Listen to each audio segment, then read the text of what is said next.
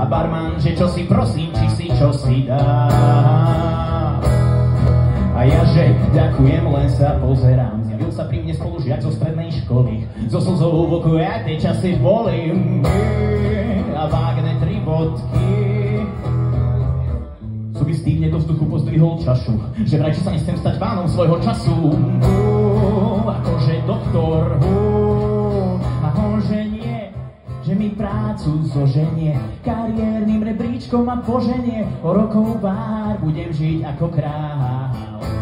A sporenie je najkrajšie životné korenie, za štvrtok našporil na štvrtý šporák gorenie, objavil vraj finančný svätý král.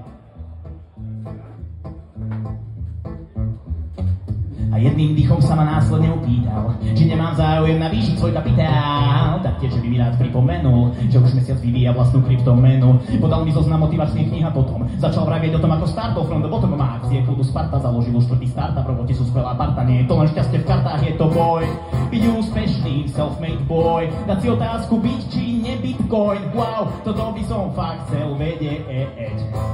Tak sa douč, som ten najlepší finančný coach. Odovzdám ti svoje know-how, či si už vôbec počul o CBD.